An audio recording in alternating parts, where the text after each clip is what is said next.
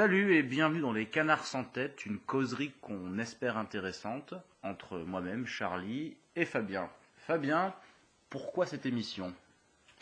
Salut à tous. Alors l'objectif de l'émission était de faire un récapitulatif culturel en prenant prétexte de l'actualité pour renvoyer soit vers une étude de personnalité et l'analyse de sujets de fond en rapport avec l'actualité, mais qui sont indémodables. Et l'objectif était d'avoir une vraie discussion entre amis, finalement, qui ne soit pas sur le mode de l'entretien, du monologue, du questionnement, mais vraiment on prend un sujet et on en discute à deux. Donc c'est pas non plus un débat au sens où il n'y a pas de confrontation d'idées, c'est vraiment une complémentarité entre nous. Et donc dans l'objectif d'aider l'auditeur à se faire son opinion et à découvrir éventuellement d'autres choses. Et toujours avec un volet culturel, donc en faisant référence évidemment à des livres, à des romans, à des essais, à des films intéressants, à des musiques, des groupes intéressants, des artistes, quels qu'ils soient, et des sorties, par exemple des conférences, des dédicaces, éventuellement des concerts, etc. Voilà l'objectif, mon cher Charlie. Et pourquoi ce format audio? Pourquoi ne pas tout simplement ouvrir un blog? Excellente question. C'est quelque chose qui m'énervait souvent d'être obligé d'écouter des gens intéressants, les écouter 1 heure en vidéo, souvent sous forme de monologue, alors que j'aurais pu profiter de 5 minutes d'oisiveté pour lire l'article qu'ils auraient pu écrire. Mais évidemment, ça demande beaucoup de travail d'écrire un article concis, avec des mots précis, plutôt que de parler 1 heure ou 1 heure et demie comme ça, en se lâchant, et avec peut-être finalement 15 minutes utiles. Mais ce format s'est multiplié, et j'ai été obligé de suivre des vidéastes. Au cours de ces émissions, on en présentera plusieurs. Et donc finalement, l'idée, c'était de se dire, bon, puisque l'écrit semble un peu abandonné, on est obligé d'être sur un créneau comme ça audiovisuel.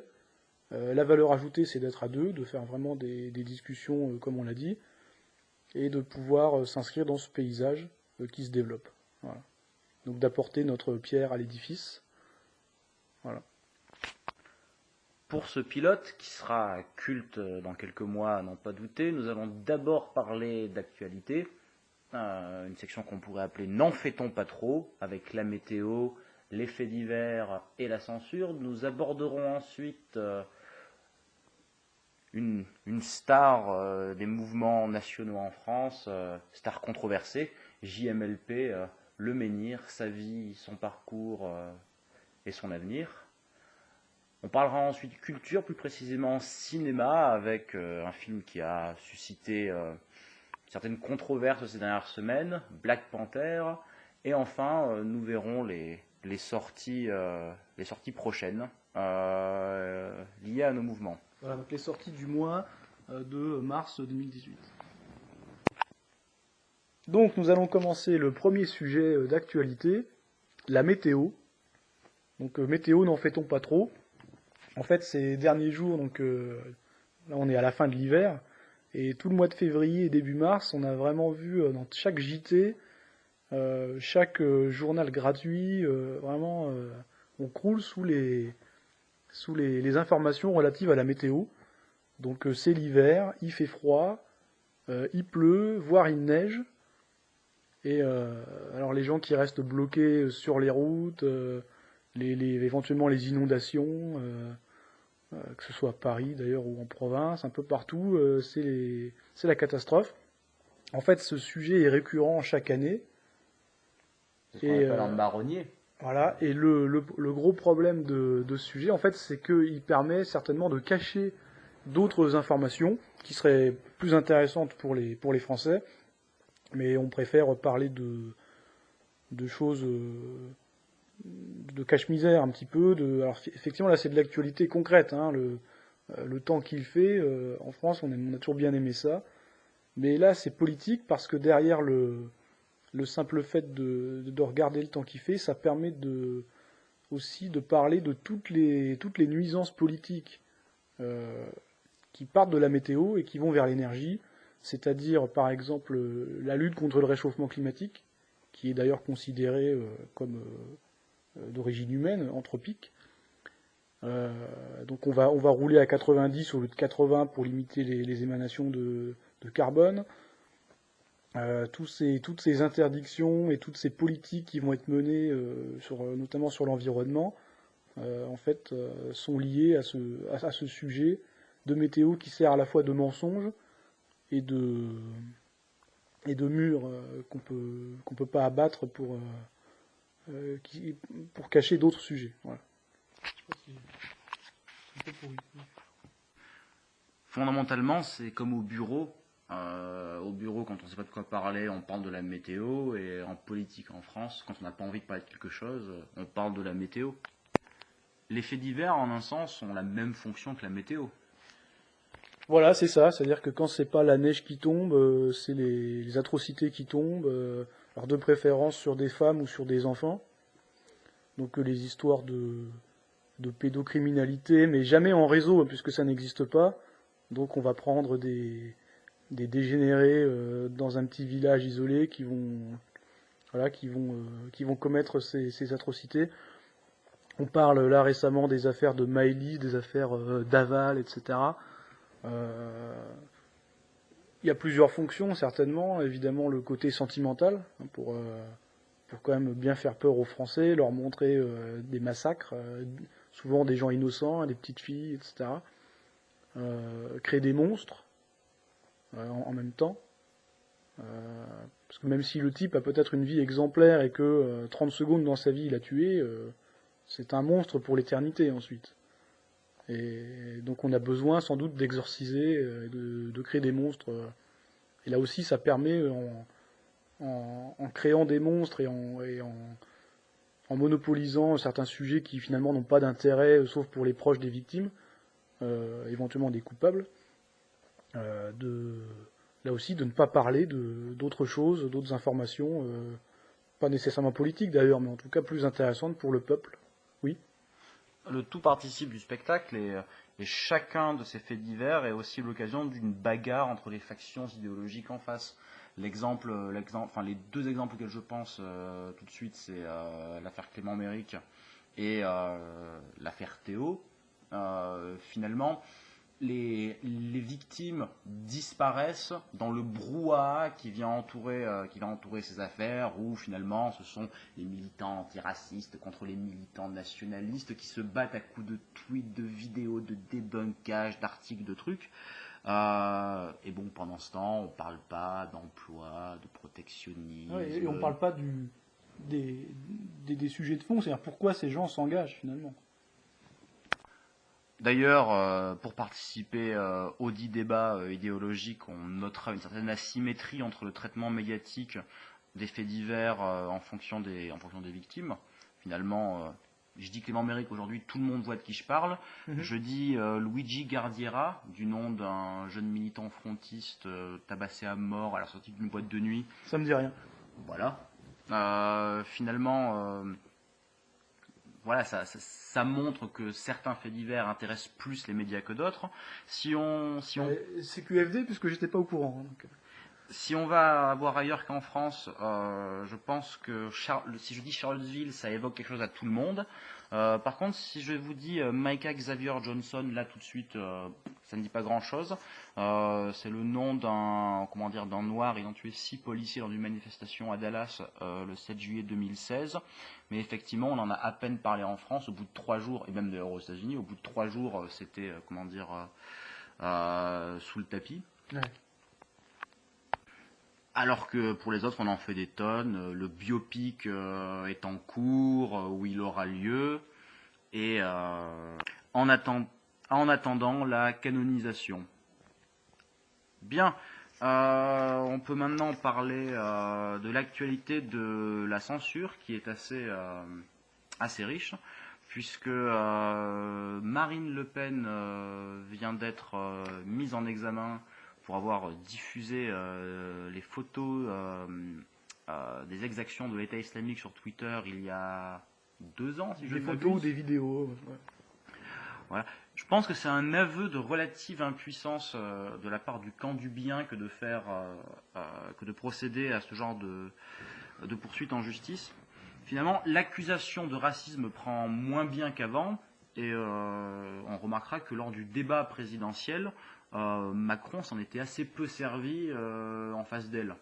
Sa tactique lors du débat, elle avait réussi, ça consistait plus ou moins à la traiter de baltringue.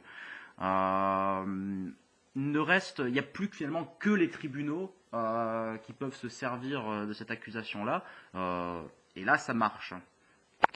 Oui, c'est-à-dire que s'ils font ça, c'est qu'ils n'ont plus rien. Et quelque part, c'est déjà une victoire.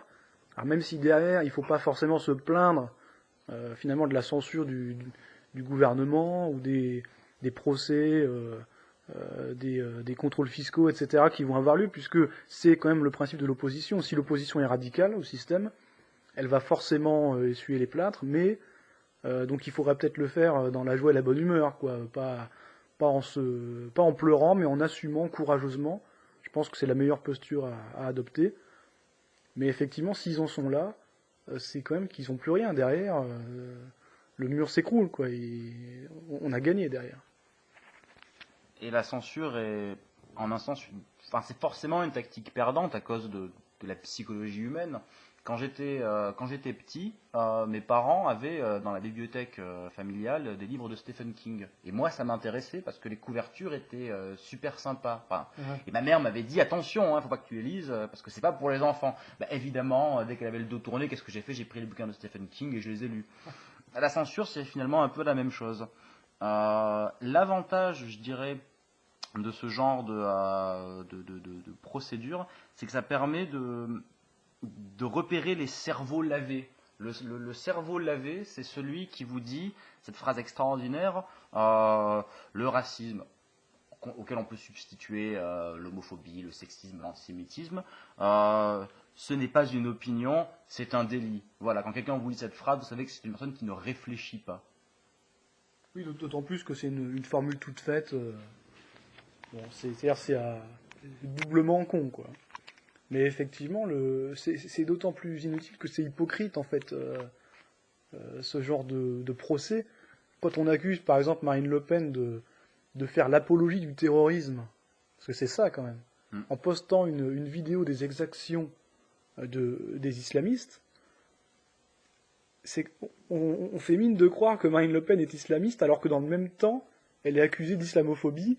Et c'est la même chose qu'Éric Zemmour, qui a eu 2 procès en même temps, un pour islamophobie et un pour apologie du terrorisme, parce qu'il avait dit simplement que les islamistes n'étaient pas forcément fous, au sens où ils avaient une responsabilité. Ils n'agissaient pas n'importe comment, ils avaient un objectif, ils avaient des moyens, ils les mettaient en œuvre, et c'était pas de la folie, c'était une organisation. La réaction d'ailleurs à cette phrase d'Éric Zemmour montrait aussi de la part de ceux qui l'amenaient au tribunal une volonté presque un manque de respect de leurs ennemis. C'est-à-dire c'est quand même le strict minimum face aux mecs de l'État islamique que de reconnaître qu'ils ont une idéologie et qu'ils y ont réfléchi un minimum. Alors peut-être pas nos djihadistes de banlieue en France qui sont apparemment les plus cons du lot, mais parce qu'ils réagissent à des mots d'ordre de véritables idéologues islamistes. Voilà. Donc de toute façon, à un moment donné, il y a quelqu'un qui réfléchit quand même. Voilà. Et après, ces procès, ce sont aussi des moyens de taper au portefeuille. Mais ces gens-là savent mieux que les musulmans ce qu'est l'islam et ce qu'il n'est pas. C'est rigolo.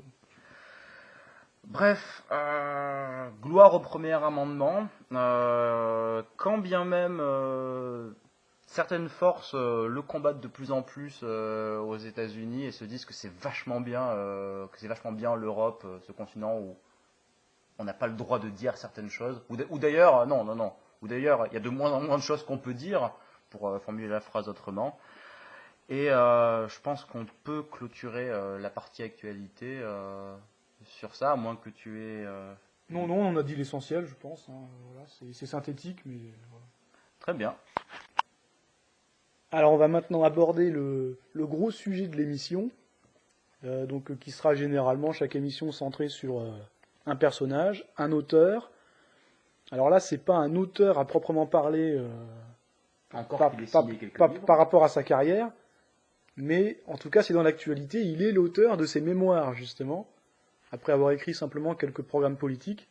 Là, il a vraiment consigné le premier tome de ses mémoires sur papier, un très beau livre d'ailleurs, que nous n'avons pas encore eu le temps de lire ni l'un ni l'autre, mais on connaît Jean-Marie Le Pen, et donc ça n'empêche pas de parler de lui, de sa carrière, de son parcours, et ensuite, par extension, du Front National, de ce que ça a apporté ou pas à la vie politique française, à nos idées, est-ce que ça les a plutôt aidés ou pas, et peut-être l'affaire récente du changement de nom de ce parti historique, un des plus vieux partis avec le Parti socialiste en termes de nom, un des plus vieux partis de France aujourd'hui. Donc, alors je sais pas comment... je pense que tout le monde connaît Jean-Marie Le Pen, normalement, il faut vraiment tomber d'une autre planète pour pas avoir entendu parler de lui, même si beaucoup ne savent peut-être pas qu'il est encore aujourd'hui député européen. Il est depuis 20 ans, mais en tout cas, on sait qu'il a été le fondateur et le candidat à l'élection présidentielle 4 fois, entre 72 et 2007, du Front National. Alors, donc pour parler du personnage, comment est-ce que tu ressens le personnage? C'est un type qui a toujours voulu faire partie du système, j'ai l'impression. C'est-à-dire, là où il a commencé à haïr Jacques Chirac, par exemple, dans les années 80, c'est quand Chirac a refusé l'alliance avec lui. Ils ne se parlaient pas, ils se détestaient cordialement. C'était vraiment son pire ennemi. Pourquoi? Parce qu'il l'a ostracisé. Beaucoup plus que Mitterrand, qui lui l'avait mis en première ligne quasiment de son opposition. Enfin, pour des raisons tactiques, mais en tout cas, il lui donnait l'antenne, quoi. Alors que Chirac a toujours tout fait pour le marginaliser politiquement. Et finalement, on a l'impression que c'est quelqu'un qui est devenu aigri, mais qui n'était pas profondément anti-système. Il a voulu faire partie du système, il est devenu anti-système sur le tard. C'est en tout cas ce qui ressort de la grosse étude que j'avais lue de Paul-Éric Blanru, qui avait écrit un livre sur...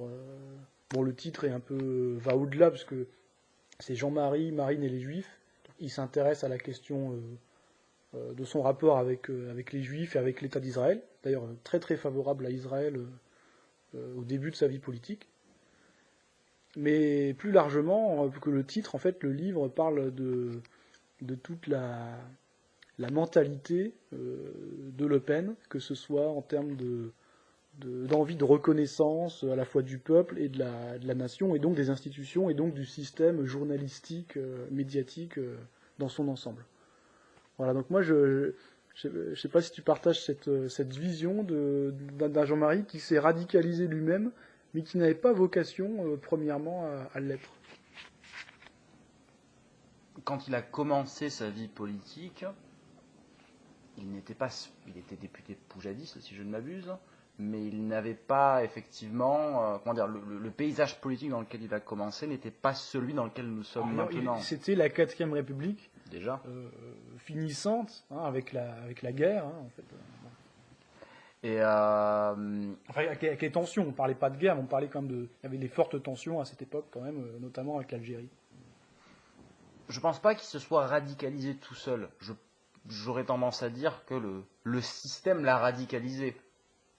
Ah oui, mais il a mis 40 ans pour le faire. Et c'est ça qui est quand même dingue, et que je pense qu'il faut souligner, c'est qu'il n'avait pas cette vocation, mais qu'on lui a donné l'occasion de le faire, et avec tellement d'insistance et de coercition que finalement il s'y est résolu. Mais ça s'est pas fait naturellement. En un sens, cette radicalisation a été aussi un succès pour lui, une source d'emmerde sans doute, mais aussi ça lui a permis d'avoir un destin et de rentrer dans la petite histoire, dans la grande on verra, mais dans la petite histoire de la 4e puis de la 5e République. Mais alors, il a été, à cette époque, il n'était pas du tout radicalisé. C'est un mot qui fait penser à islamiser maintenant, mais c'est-à-dire, il n'était pas autant même s'il était contre De Gaulle, etc. Maintenant, quand on parle de poujadisme, c'est vraiment celui qui veut tout foutre par terre. Donc, même si on peut le voir comme un opposant historique, il n'était pas diabolisé. C'était un opposant, mais qui n'était pas diabolisé. Et il est devenu, longtemps après, Oui, c'est alors qu'à cette époque, il était quand même un des plus jeunes députés de France. Mhm. Je crois que la seule qui l'a détrôné, c'était sa petite fille d'ailleurs. C'est drôle. Hein. Ils ont des gènes de politiciens précoces. C'est dans les années 70 qu'il a commencé à devenir le diable. C'est bien plus tard, c'est vraiment au milieu des années 80. Très bien, sous l'impulsion de Mitterrand et Chirac. C'est même pas sûr, parce que Mitterrand a voulu le faire monter, et juste après, les organisations communautaristes, notamment juives, ont essayé de le faire descendre. Donc en fait, au moment où Mitterrand veut le faire monter, le système médiatique le fait descendre. Et après, il stagne, effectivement. C'est une affaire de génération, je pense, mais comment dire, le souvenir que j'ai de Jean-Marie Le Pen dans les années 90 pendant mon enfance, c'est-à-dire pendant mes premières impressions de ce bonhomme-là, c'est le premier individu qu'on m'a appris à haïr. Personne en particulier, mais que ce soit l'école, les médias, même mes parents en un sens. Voilà, le mal, c'était Jean-Marie Le Pen. Ouais. Et j'ai un souvenir très précis du 21 avril 2002. J'avais 12 ans, j'étais en 6e. Ouais. Je réfléchissais pas beaucoup à la politique à l'époque. C'est normal. Voilà, et j'étais bien loin de me dire que 15 ans plus tard, je ferai un podcast facho sur Internet. Mais à l'annonce du résultat, avec cette phrase extraordinaire de Pujadas, il semble que Jean-Marie Le Pen doive être le deuxième homme de cette élection, etc. Je me souviens d'avoir pensé quelque chose comme bien fait pour leur gueule. Et en un sens, c'est peut-être aussi la limite, je dis rien de révolutionnaire à ce moment-là, mais c'est peut-être la limite effectivement de Jean-Marie Le Pen en politique. C'est-à-dire que le fait de le soutenir, même à demi-mot, peut faire office de résistance et pour pas mal de gens. C'est-à-dire, finalement, je fais pas grand-chose politiquement, mais dire qu'on se rend contente. Voilà, on peut facilement s'en contenter.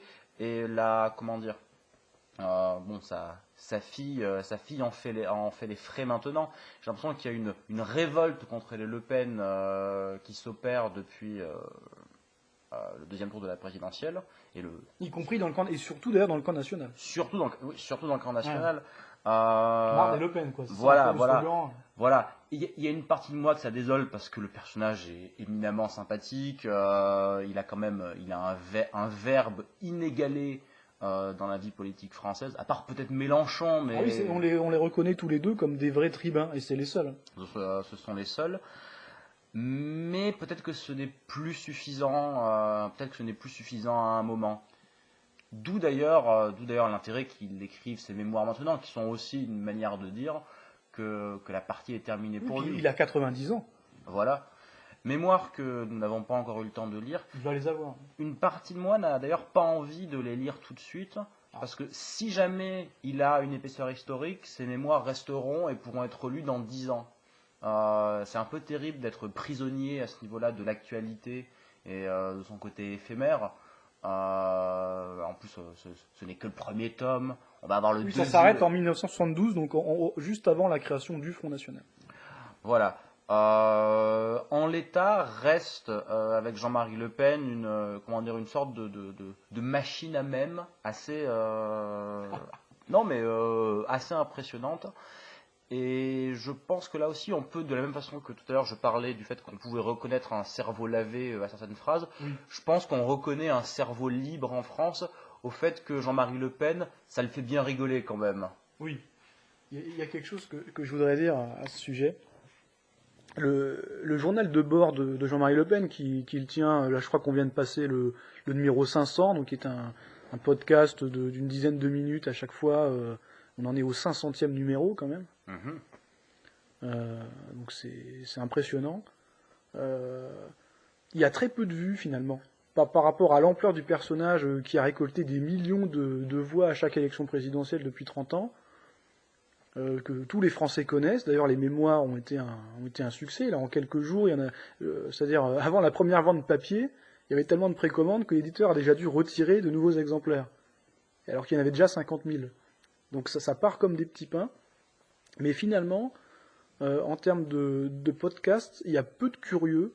Et j'ai toujours été désagréablement surpris de constater que ça a décollé peu et que les gens, même s'ils vont chez beaucoup de gens, il y a un anti-lepénisme primaire, mais toutes générations confondues, il y a des tas de jeunes finalement qui ne l'ont jamais écouté.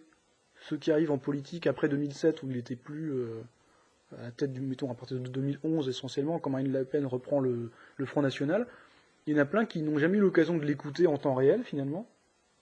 Et qui ne connaissent de lui que ce qu'on en a dit, et qui n'ont jamais eu la curiosité d'aller voir par eux-mêmes qui était ce personnage, qui est encore vivant, et qui, pour son âge, a encore des capacités intellectuelles assez impressionnantes. Quand même, hein, une bonne mémoire, une bonne culture, il continue à lire énormément, même s'il lit beaucoup de romans policiers, ça peut être désolant, surtout des romans policiers anglo-saxons ou scandinaves, mais il lit pas que ça, il lit aussi beaucoup évidemment d'histoire et de politique. C'est quand même quelqu'un qui a un énorme bagage intellectuel. Donc moi je regretterais, oui, ce manque de curiosité des Français finalement, mais avec ces mémoires, c'est peut-être l'occasion, au-delà de la vidéo, de se pencher vraiment sur le papier. Voilà. Vas-y, Charlie. Finalement, son drame avec ce journal de bord, comme dans sa vie politique en général, c'est peut-être d'avoir eu raison avant tout le monde, puisque si on en est au 500e numéro, bon, je suis pas très très bon en maths, mais c'est un podcast hebdomadaire, Oui. Qui doit donc exister depuis à peu près une dizaine d'années. Il y a une dizaine d'années, les hommes politiques sur Internet, c'était pas encore grand-chose, ils commençaient un petit peu à se mettre à Twitter. D'ailleurs, JMLP tweet beaucoup et toujours avec beaucoup d'esprit. Et voilà, il aura eu raison avant tout le monde, il aura eu raison trop tôt. Alors le problème quand on a raison trop tôt, c'est que si on maintient son discours, les conditions changent et on finit par avoir tort. Donc il faut quand même savoir se remettre en question. Sur beaucoup de sujets, Le Pen ne s'est quand même pas remis en question. Bon, on va pas faire ici l'étalage de tout, mais par exemple l'Algérie française aujourd'hui, c'est ce qu'on a, quoi. Donc on a, hein, comme disait De Gaulle, l'Algérie française, c'était la France algérienne. Hein. Bah, c'est ça aujourd'hui. Donc tous les discours qui pouvaient tenir dans les années 50, qui étaient même pas pro-berbère, mais vraiment pro-arabe, et voire pro-musulman, aujourd'hui ce serait dangereux de tenir des propos pareils, à mon avis. D'ailleurs, ce que ne fait pas du tout sa fille, et encore moins sa petite fille. Et beaucoup de gens au front, il n'y a plus que Roger Olindre, finalement, qui est de cette génération aussi, et qui continue à avoir ce discours de réconciliation. Bon, on n'a pas à se réconcilier, à mon avis, mais enfin de main tendue envers les arabo-musulmans nord-africains, bon, patriotes, s'il y en a. Ouais.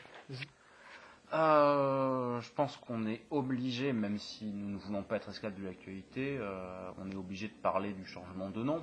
Alors oui, et donc du coup vas-y, j'avais d'autres choses à dire sur Le Pen, mais on peut partir sur le front. Ok.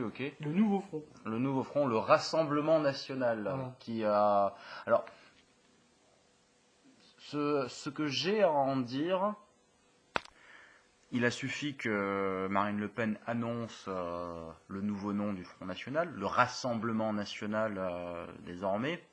On ne sait pas si ça prendra ou pas, mais il a suffi qu'elle fasse cette annonce-là pour que dans la minute qui suive, les petits soldats de l'anti-lepénisme aillent trouver un parti des années 40 qui s'appelait comme ça et qui avait collaboré. Je ferai remarquer que lors de ce même congrès est intervenu un monsieur qui s'appelle Stephen Bannon, un des artisans de la victoire de Donald Trump aux États-Unis, qui, dans le discours qu'il a donné, a eu cette phrase Let them call you racist. Laissez-les vous traiter de raciste. Alors c'est intéressant d'ailleurs de... Sans quoi Le Pen est d'accord avec ça. Voilà. Jean-Marie. Ce serait intéressant d'ailleurs de s'interroger sur ce them, on va dire par commodité, on dirait que them, eux, ce sont les cosmopolites.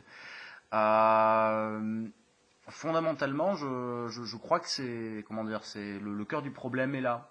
Il serait temps que face à ce type d'accusation, que ce soit dans le cadre du FN ou ailleurs, on cesse en permanence de se justifier, de s'enfoncer en faisant ça. Voilà, de s'excuser, de dire ah mais non, mais en fait je suis pas raciste, j'ai un ami qui est à moitié algérien. Non. Il s'agit pas d'être dans la surenchère non plus. En plus, il n'y a pas de racisme biologique non plus, de toute façon, chez tous ces gens-là. Donc ça n'a même pas de sens de polémiquer là-dessus, quoi. On les emmerde, c'est tout. Voilà, c'est-à-dire sans donner dans la surenchère, oui, si tu me considères raciste, bah, tant mieux, va te faire enculer. Ouais.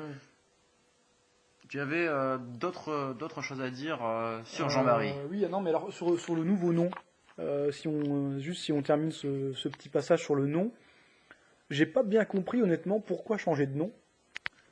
Parce que le changement de nom aurait pu avoir du sens. Par exemple, admettons, on dissout le Front National, et à la place, on crée une structure vraiment d'union. Par exemple, je sais pas, avec des opposants de droite nationale, ou voire de gauche nationale, s'il y en a, je suis pas au courant, mais par exemple, Philippe de Villiers ou Dupont-Aignan, des gens comme ça, auraient pu contribuer à faire une plateforme commune, ce qu'ils ont fait par ailleurs, indépendamment du Front avec les Amoureux de la France, qui donne pas grand-chose pour l'instant, mais là, qui aurait été quelque chose de nouveau. Alors que si c'est juste pour renommer le FN en RN, mais sans véritable changement de projet derrière, juste de dire on a changé, comme UMP qui devient républicain pour faire oublier les scandales politico-financiers, on va dire, c'est quand même pas très intéressant. Et en termes de dédiabolisation, parce que le but c'est quand même de faire plus de voix, 35%, un peu moins, c'est pas mal, mais il manque beaucoup pour avoir la moitié du peuple, ce qui est comme la base de la démocratie, mais même du fascisme. Je veux dire, à un moment donné, il faut l'appui populaire pour gouverner, donc de toute façon, c'est indispensable. Au moins la moitié, il manque encore 15% pour aller les chercher. Mm-hmm. Donc je pense pas que c'est en faisant ça que les gens, au contraire, ils vont se dire c'est pire qu'ils nous prennent pour des cons, quoi. Donc ce sera peut-être même contre-productif. Donc à moins qu'il y ait un véritable projet qui se dessine prochainement, peut-être on n'est pas encore au courant. En tout cas, en l'état, ça me paraît bien léger et je dirais pas mal. Après, sur le choix du nom, tu faisais référence à ces abrutis qui vont aller nous chercher le RNP d'un socialiste collaborationniste, Marcel Déat. Ça, ils ne le disent jamais. Voilà, bon. Et RN serait finalement RNP. Bon, là, c'est de l'hypocrisie, du foutage de gueule total. Et si on va par là, on pourrait parler le Front National. Historiquement, la première formation politique qui s'appelait Front National, c'était un mouvement de résistance communiste, en 43-44. Et puis, on pourrait parler aussi de l'UPR, avec Asselineau, vraiment le gaulliste... qui n'a rien à voir avec le Front National. Exactement, qui se défend de toute sympathie frontiste ou nationaliste à chaque fois. C'en est même ridicule d'ailleurs, bon. Mais qui a appelé son parti l'UPR, et l'UPR était le parti de droite d'un droitard qui est devenu ministre sous Vichy, Philippe Henriot. Donc il faut arrêter d'être con, quoi. Je veux dire, à un moment donné, il faut laisser tomber les vieilles appellations. De toute façon, les choix de mots ne sont pas illimités. Hein. Oui, on tourne sur un lexique d'une cinquantaine de mots. On est sur le mouvement, parti, union, rassemblement. Bon, et puis après, qu'est-ce qu'on met? National, populaire, c'est tout. Après, éventuellement une doctrine libérale, socialiste, communiste, et puis c'est tout, quoi. Bon. Le PPF aussi, Parti populaire français, pourquoi pas. C'est toujours les mêmes noms, quoi, qui reviennent. Donc c'est des polémiques, comme il faut pas rentrer là-dedans. Bon. Je te laisse. Ceci dit, on leur fera aucun cadeau. C'est pour ça que j'ai beaucoup de mal à regarder des entrevues de Marine Le Pen, ou de Moi, Jean-Marie je Le le fais Pen, plus, ou honnêtement, ouais. Marine Le Pen, j'arrive plus. ou j'allais dire, ou même de n'importe qui, parce que les journalistes en permanence sont en train de chercher le insupportables, dérapage. hein. Ils sont insupportables. Hein. Et ça en devient inécoutable. Je veux dire, quoi qu'on pense de n'importe quel candidat politique, je veux dire, du plus gauchiste des extrêmes gauchistes au plus fave des nationaux, etc., c'est insupportable de regarder leurs interviews par des journalistes qui sont vraiment la classe, sinon gouvernante, du moins les archontes, quoi, en France à l'heure actuelle. Ouais, ça, c'est tout à fait vrai. Et si tu te souviens, pendant la campagne de 2012, Marine Le Pen remettait souvent à leur place, à cette époque, elle était encore pleine de vivacité, on va dire. Elle remettait à chaque fois à leur place les journalistes en leur disant, mais vous, en gros, en remettant en question la question. C'est-à-dire, vous êtes con de me poser cette question, arrêtez d'utiliser ce ton méprisant, arrêtez de mettre la réponse dans la question, même arrêtez de me couper quand je commence à répondre, je dis 2 mots et je suis déjà recoupé. Donc soit vous m'invitez, soit vous m'invitez pas. Et elle râlait systématiquement. Depuis quelques années, elle fait plus ça. Elle est, en fait, c'est une sorte de capitulation, quoi. Elle peut plus se battre toute seule comme ça à chaque interview contre le journaliste qui prend fait et cause contre elle. Et même avec, il y en a beaucoup qui sont un peu mièvres comme ça, qui commencent de manière assez sympathique. Et hop, ils posent une question complètement conne qui sort d'on sait où. Et qui a vocation à noyer le poisson et à étouffer le débat et les questions importantes qu'on pourrait poser à un représentant de l'opposition nationale. Donc c'est vrai que... Alors ils ont eu raison de développer du coup le journal de bord, ça, d'autres moyens de communication pour contourner les médias, ce qu'a fait très bien Trump en 2015-2016. Mais bon, c'est pas encore... Je trouve qu'elle s'essouffle à ce niveau-là et qu'elle se relaisse enfermer dans le jeu des questions médiatiques, et en voulant donner l'impression d'être sympathique et de répondre poliment aux journalistes, eh ben on se fait enculer en fait. Elle ne comprend pas, d'ailleurs peu d'hommes politiques le comprennent, à part peut-être Mélenchon d'ailleurs à l'heure actuelle, ou même Jean-Marie Le Pen à l'époque. C'est d'ailleurs marrant ce parallèle qu'il est facile de faire Bon, on l'a déjà fait tout à l'heure entre les deux. Mais bon, parce que les deux sont des bonhommes, on va dire. Mais Marine Le Pen ne comprend pas qu'effectivement une interview c'est pas fait pour dérouler son programme. Une interview c'est fait pour détruire l'adversaire. Elle comprend pas qu'en face les gens sont là pour la détruire. Quoi. Oui, voilà. Non, mais elle comprend pas que que les gens sont là pour la détruire et que son attitude ça devrait être je vais vous niquer la gueule. Et ça, bon bah c'est comment dire, Marine, si tu nous entends, comment dire. On l'a déjà dit. Hein. Voilà. Comment dire, retrouve tes burnes. Et alors après, il n'y a pas que elle. C'est-à-dire que tous les élus du Front font ça. J'écoutais récemment une interview d'un des chefs maintenant parce que les principaux opposants au Parlement européen, au Front National ont été virés. Là, Jean-Marie Le Pen n'est plus au groupe, Bruno Gollnisch non plus. Et l'autre tête pensante, là, vient de mourir récemment, je ne sais plus son nom. Et donc du coup, le nouveau chef, c'est un député européen breton, Gilles Le Breton. Voilà, qui a un peu repris qui est un prof d'université, qui a repris le leadership, donc à la fois politique au front et au niveau médiatique, forcément. Et donc il était interrogé pendant 20 minutes. Effectivement, dans un contexte normal de démocratie, le type répond bien aux questions. Il est compétent, il est sympathique, il est calme, mais on n'a plus le temps d'être gentil et calme aujourd'hui. C'est-à-dire le ton avec lequel il répond à des questions pourtant cruciales, il est capable de parler d'une voix très sympathique, aussi bien de la météo et du temps qu'il fait, que du grand remplacement, ou que de l'ensauvagement, et que de l'ultra-violence qui règne aujourd'hui en France, avec le même ton. Et alors soit ça prouve qu'il s'en fout, soit qu'il est robotisé, quoi, limite zombifié lui-même. Il a un programme politique, voilà, il le déroule, mais il prend pas la mesure de l'ampleur de la catastrophe. Et donc tous ces petits politiciens, même quand ils sont compétents techniquement, manquent de gueule. Et c'est ce que Farage appelait des serpillères. Hein. Et ces gens-là le sont, finalement. Ça fait du mal de dire ça, mais on n'a pas une opposition au Parlement européen. Il n'y a pas d'opposition, à part Gollnisch, mais qui n'est plus au groupe Front National. Les types sont absolument nuls. Enfin, je sais pas ce que tu en penses, mais moi qui m'intéresse beaucoup aux élections européennes et à l'Union européenne, à l'Union européenne en général, il n'y a pas d'opposition. Ces gens-là en sont incapables. Et face au lobby des industries agroalimentaires, pharmaceutiques, industrielles, etc., eh ben, on met des profs des profs d'histoire médiévale. Je veux dire, ça fait pas un pli. Ça ne fait pas un pli. Finalement, ce serait quoi le bilan du FN? Alors le bilan, effectivement, on peut lier le bilan de Jean-Marie Le Pen à celui du FN aujourd'hui. Bon, éventuellement, nonobstant les quelques dernières années, mais même quand on critique, et lui-même ne s'en prive pas, la présidence de Marine Le Pen, au Front National, c'est quand même lui qui l'a poussé là. Je pense qu'un Gollnisch aurait été bien meilleur. Mais bon, c'est son père qui l'a soutenu, et maintenant, il n'est pas content, quoi. Mais je pense qu'il n'y avait pas d'ambiguïté, il n'y avait pas de doute quand même. On savait dans quelle direction elle allait évoluer. D'autant plus que depuis 2002 et surtout 2005, elle avait quand même déjà beaucoup d'influence dans le parcours du parti.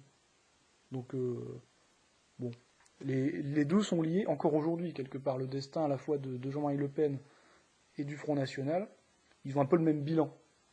Et ce bilan, pour moi, est assez mauvais. Et même si les voix continuent d'être engrangées, et il y en a de plus en plus, ça reste largement insuffisant par rapport à la situation, et ça n'est pas à cause ou grâce au Front National en particulier. C'est simplement la situation qui fait que ça réveille beaucoup de gens, les gens qui souffrent, ce soit le chômage, l'insécurité, l'immigration, d'ailleurs des sujets qui sont assez liés. Les gens, oui, ils vont voter pour le parti qui apparaît comme le plus extrême et qui a des chances de l'emporter, c'est-à-dire pas un groupuscule. Mais c'est tout. C'est pas parce que Le Pen a dit ceci ou cela ou pas, ou que le parti a tel programme. C'est pas le sujet. Le sujet, c'est simplement de notifier son ras-le-bol. Donc, il se serait comporté autrement. Il n'aurait pas pu faire pire. Par contre, à mon avis, il aurait pu faire mieux. Et c'est dommage de dire ça, parce que c'est des gens qui ont tout sacrifié. Et les militants aussi. Il faut penser aux candidats. Une fois qu'ils sont déclarés candidats, ils perdent souvent, et derrière ils ont leur vie qui est ruinée, quoi. Professionnellement, socialement, puis ensuite parfois économiquement, même familialement, même physiquement parfois. Hein. Bon. C'est quand même des positions qui sont difficiles à assumer, et on les envoie au casse-pipe, quoi. Donc, mais en même temps, tous ces pauvres gens qui se sont sacrifiés, il faut admettre que le résultat, malgré tout, et c'est pas les insulter que de dire ça, n'est pas terrible. Voilà. Et moi, ça me fait penser à la phrase que De Grelle avait dite dans un reportage de Poivre d'Arvor en 92, je crois, quand le journaliste de TF1 lui demandait ce qu'il pensait de Le Pen. Il disait, oui, il fait 15%, c'est bien, c'est ce que je faisais moi quand j'avais 30 ans. À cette époque, Le Pen en a déjà 70. Et puis voilà, il dit, il se sacrifie pas assez, il est trop partisan de la bonne vie. Et bien sûr qu'il se donne du mal, mais pas suffisamment. Et on sait que De Grelle, c'était sa devise. Il se contentait pas de la citer, il la vivait. La phrase de Guynemer, l'aviateur Georges Guynemer, tant qu'on n'a pas tout donné, on n'a rien donné. C'est-à-dire si on va pas au bout, ça sert à rien. On s'est sacrifié pour rien. C'est comme quelqu'un qui va faire un régime, par exemple. Il va vraiment se forcer toute la semaine à faire des gros efforts. Et puis le week-end, il va faire un gros gueuleton et il va saboter lui-même les efforts qu'il a fait pendant la semaine. Donc c'est très dommage. Oui, Charlie. Finalement, peut-être que Jean-Marie Le Pen et le Front National en général n'ont jamais réussi à prendre en compte le caractère profondément frileux des Français. Je ne sais pas s'il est inné ou s'il est acquis. Il est conservateur finalement. Il est conservateur. Il y a une bonne partie du électorat français qui ne pourra jamais voter pour Jean-Marie Le Pen. Et quel que soit pour un candidat Front National. Et d'ailleurs, qui n'aura jamais voté pour un parti, on va dire, de rupture même pour un Rassemblement national, ça ne marchera pas plus. Voilà. Ça suffira pas. Ça suffira pas. C'est-à-dire que les candidats du Front National, Marine Le Pen essaye d'être rassurante face aux journalistes, mais elle ne sait pas quand être radicale. Et en plus, elle perd des voix comme ça, et elle en gagne pas de l'autre côté.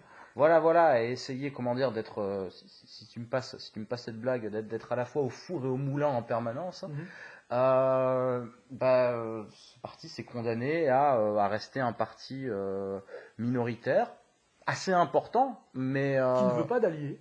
Voilà, qui s'est créé lui-même un plafond de verre. Hein. Et ça, c'est quelque chose quand même qu'il faut dire. D'ailleurs, c'était la critique de Jean-Marie Le Pen sur le changement de nom du parti. C'est un fétiche. Et plus qu'il a plus ou moins renié ses 3 filles, son enfant, finalement, c'est le Front National. Et ça, il veut pas le perdre. Ça veut dire qu'il tient au parti en tant qu'outil. Alors qu'un parti, normalement, on s'en fout. C'est un moyen, si on doit changer de nom, si on doit le dissoudre, si on doit faire un rassemblement plus large ou n'importe quoi, il faut pas hésiter à le faire. Mais eux, non. Ils sont dans une optique, on s'est sacrifié pour le Front National, on ne s'est pas sacrifié pour la France. On ne s'est pas sacrifié pour la cause, on s'est sacrifié pour le Front National, et il faut que le Front National persiste, et s'il disparaît, c'est une défaite. Alors que la défaite, elle aura lieu qu'avec, normalement, la défaite de la France, qui n'est quand même pas encore arrivée, malgré tout. Il y a encore beaucoup d'espoir. En tout cas, nous, on s'entête dans cette voie.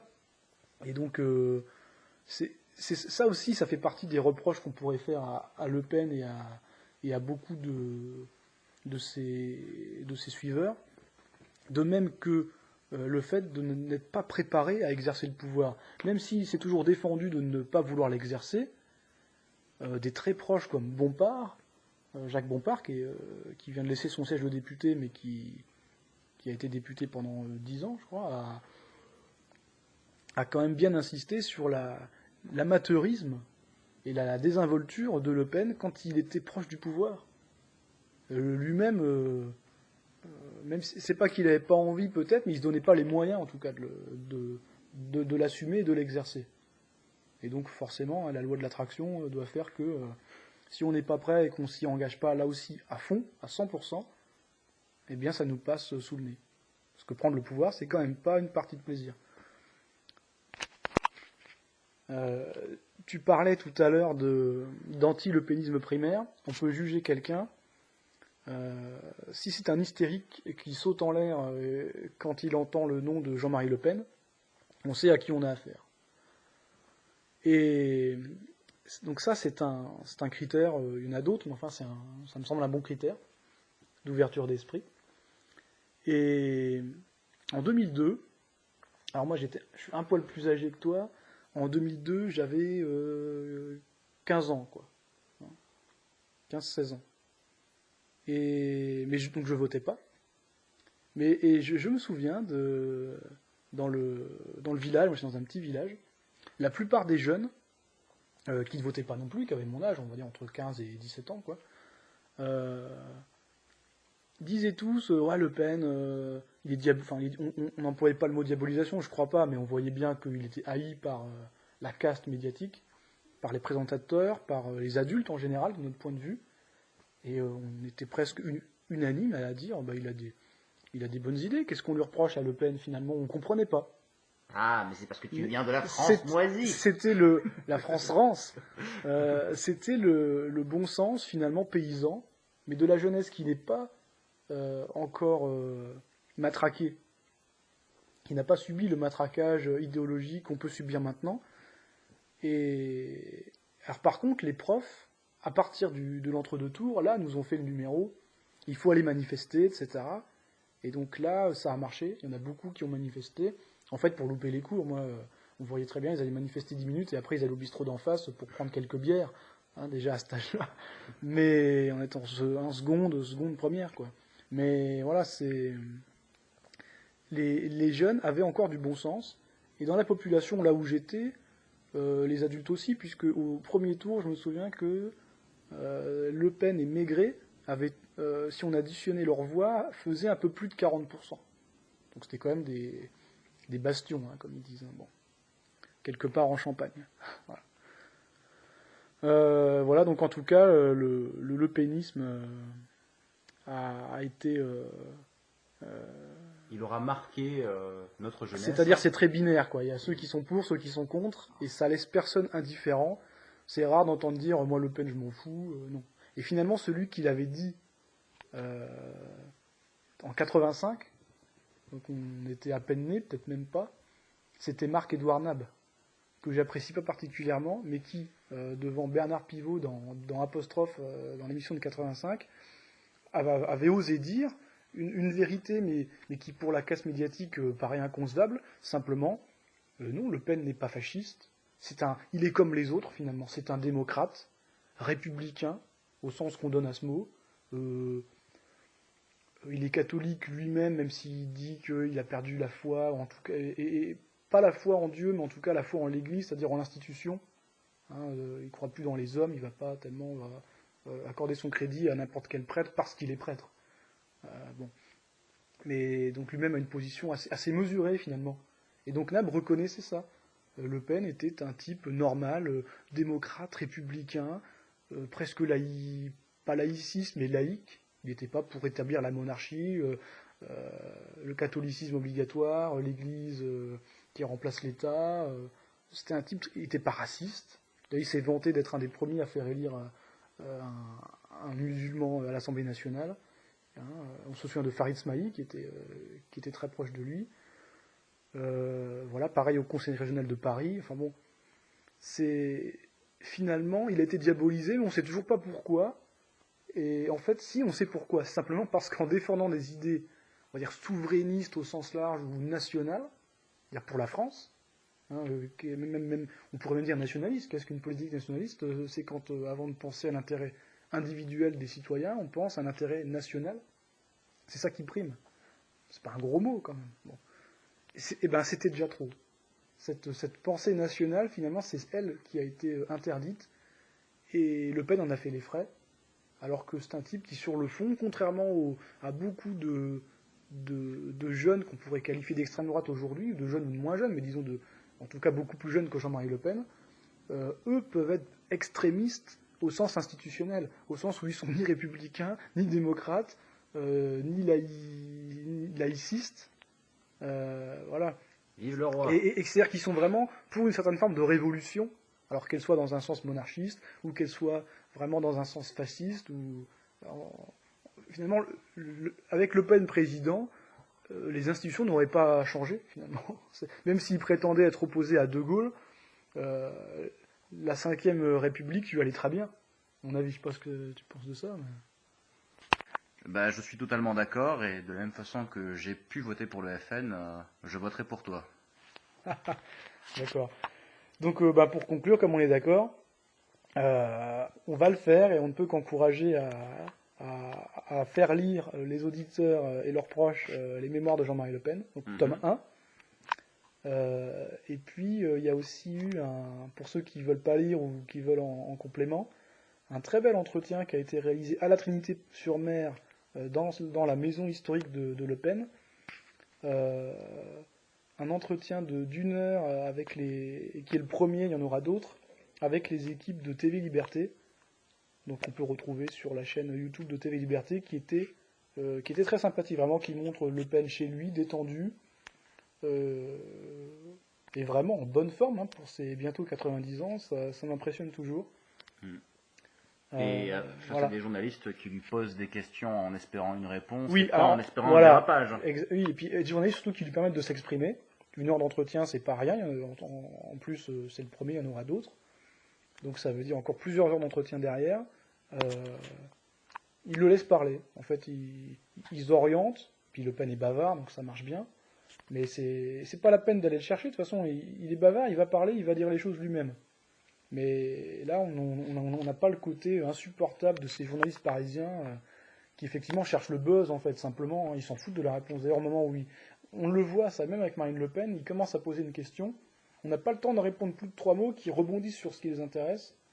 C'est comme un enfant de 3 ans, en fait, qui a des problèmes de concentration et qui va sur un jouet pendant 10 secondes, voire moins, et qui doit passer tout de suite, qui doit changer, parce que le cerveau n'est pas capable de se concentrer. Oui. Il y a à la fois, je pense, il y a la volonté de descendre l'adversaire. Il y a aussi peut-être une crainte de la part des journalistes d'être accusé de complaisance, si jamais il pose une véritable question à la personne en face. C'est vrai, ça peut jouer, mais bon, il a quand même tellement été invité que s'il passait une fois tous les 6 mois, on pourrait dire, ah, vous lui avez donné une belle occasion. Mais là, c'est pas le cas. En plus, même pour ses mémoires, il est interrogé tout le temps en ce moment. Je crois qu'il fait 2 médias par jour là depuis 10 jours et c'est pas fini. Bon, N'est-ce pas faire le jeu du Front National? voilà, quelque part. Non, ils il en profitent puisque lui-même était en procès contre le Front National pour son poste de présidence d'honneur et pour toutes les critiques qu'il a pu faire à Marine Le Pen et au néo-Front National. Donc finalement, ça arrangeait bien les journalistes et même la justice que Le Pen tape contre son camp. Ah oui, même si c'est pour de bonnes raisons. Normalement, on doit laver son linge sale en famille. C'est quand même normalement la moindre des choses. Voilà. Mais voilà, donc on vous encourage à lire les mémoires quand même d'un personnage malgré tout historique du XXe siècle, hein, qui a traversé vraiment, en tout cas la seconde moitié du XXe siècle au niveau politique. Et on va passer au sujet culture. Et donc, Charlie, tu voulais nous parler du film Black Panther, que je n'ai pas vu personnellement, mais je te laisse en parler. Oui, Black Panther, un film que j'attendais depuis un moment. Je suis allé au cinéma pour le coup, alors que j'y vais assez peu souvent. 12,50 € quand même. Hein. Ah, c'est très cher, très cher. Maintenant, devant sa télé, dans son canapé, on est mieux lotis. On n'a pas la racaille qui fait du bruit, qui parle, les abrutis avec leur téléphone et compagnie. Et oui, c'est vraiment hors de prix pour ce que c'est. Mais voilà, je voulais voir ce film depuis un moment. Pourquoi est-ce que je voulais le voir? Je le reconnais, c'était pour des raisons assez narquoises et mesquines. C'était un peu pour me foutre de la gueule de ce film, qui était annoncé comme comme une sorte d'apothéose comment on pourrait appeler ça, de l'afrocentrisme mystique, qui est quelque chose nous on connaît assez peu dans nos milieux, mais qui existe beaucoup dans les milieux militants panafricains, etc. Ouais. C'est-à-dire c'est cette vision un peu ésotérique de dynastie égyptienne qui aurait été en fait des Africains noirs, qui auraient eu des technologies extraordinaires, etc. Et c'était vraiment annoncé comme étant quelque chose de très, comme étant une poilade immense. Et je voulais y aller pour ça. J'ai été très déçu parce que je voulais voir un nanar et j'ai juste vu un navet. C'est vraiment très très mauvais Black Panther. Alors, je situe très vaguement le scénario. C'est adapté d'une bande dessinée Marvel, lesquelles sont écrites par, c'est un personnage créé par Jacob Kurtzberg et Stanley Lieber, et qui est Jack Kirby et Stanley, qui met en scène le roi T'Challa, le roi du Wakanda, un pays d'Afrique de l'Est imaginaire, qui dispose de ressources importantes en vibranium, un métal super génial, qui leur permet d'être le pays le plus avancé technologiquement du monde.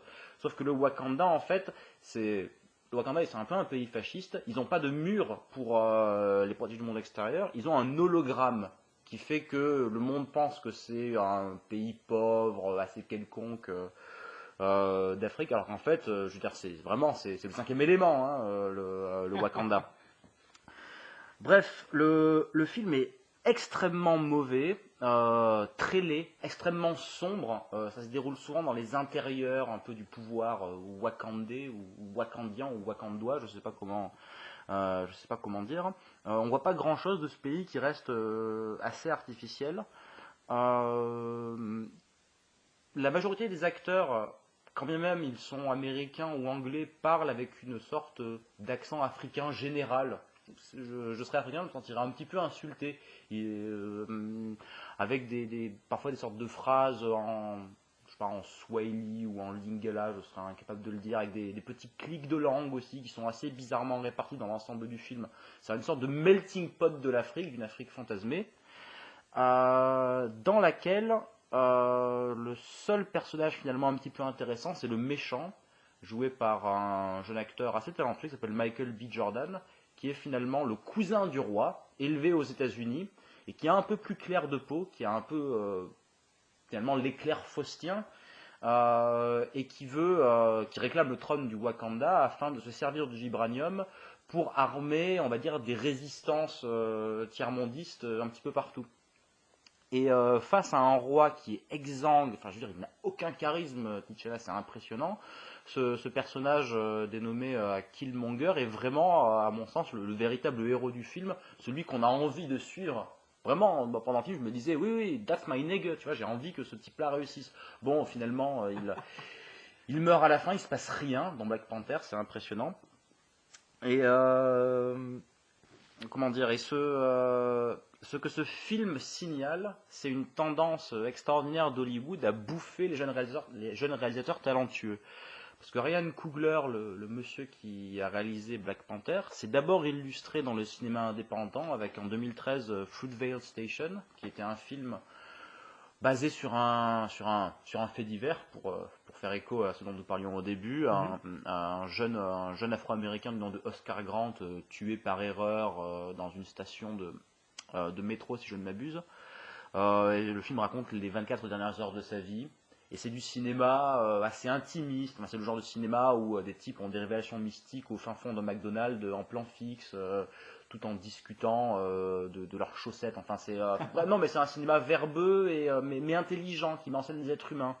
Ensuite, il avait fait Creed, qui est pas vraiment une suite, mais on va dire qui appartient à la saga Rocky.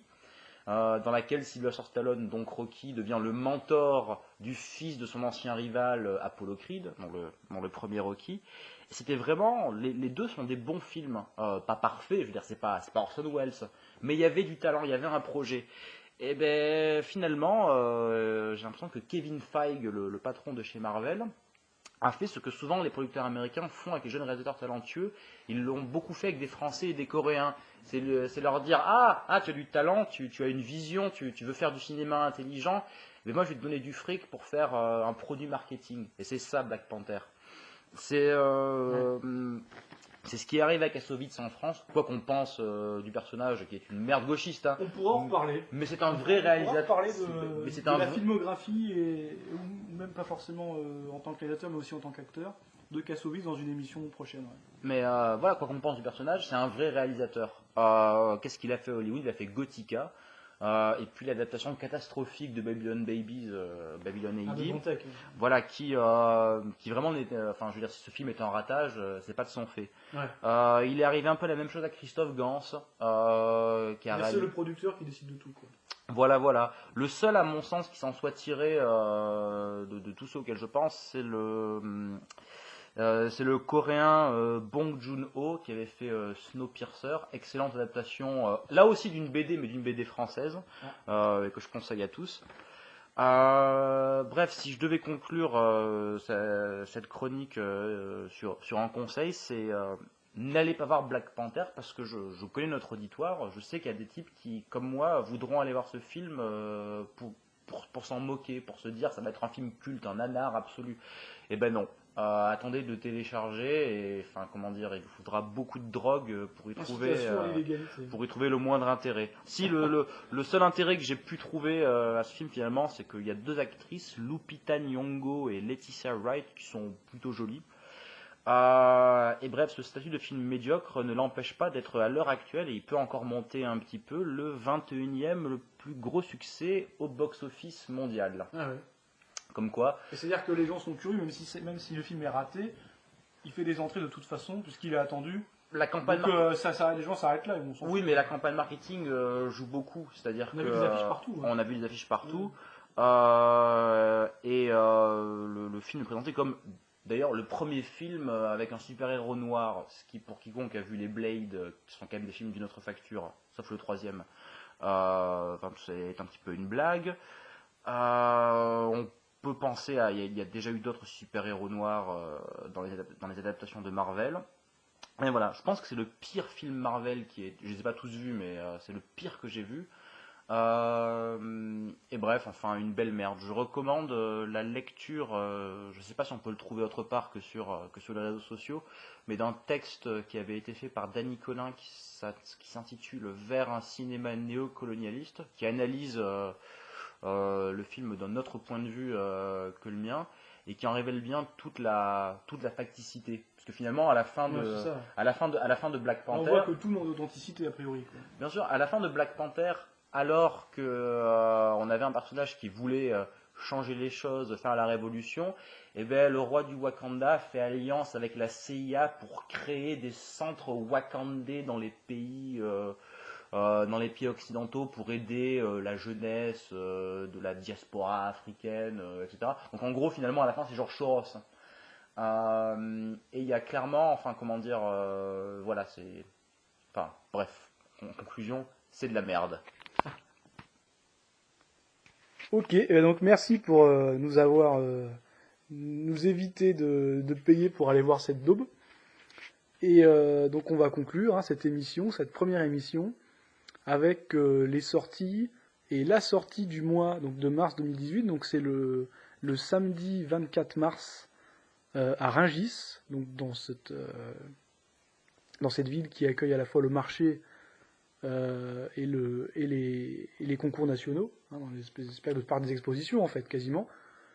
Et donc 24 mars, la fête du pays réel, la deuxième, qui est organisée par l'Institut catholique Kiwitas. Et on pourra retrouver donc des conférences et surtout des dédicaces ou discuter donc avec les lecteurs et les écrivains. Donc je sais qu'il y aura par exemple Adrien Abozit, Romain Guérin, Virginie Vota, bien qu'elle n'ait pas écrit, elle rencontrera ses auditeurs, ses téléspectateurs, on va dire. Jean-Yves Dufour, et puis d'autres, peut-être Marion Sigaud, je ne me rappelle plus de tous les noms, mais enfin il y en a un certain nombre. Donc ça se passe à Rungis de 10h à 18h pour la seconde fête du pays réel. Et en sachant qu'on pourra retrouver peu de temps avant à Toulouse une conférence de Jean-Yves Dufour pour le cercle Eudes d'Aquitaine sur l'Union européenne et Jean Monnet. Donc Jean Monnet, on peut faire mention de l'excellente biographie de Bruno Riondel sur le sujet. Cet étrange Monsieur Monnet. Cet étrange Monsieur Monnet, exactement. Voilà. Donc on espère que cette première émission vous a plu. Et on reviendra dans 15 jours. Car les canards sans tête. Exactement. Allez, ciao à tous.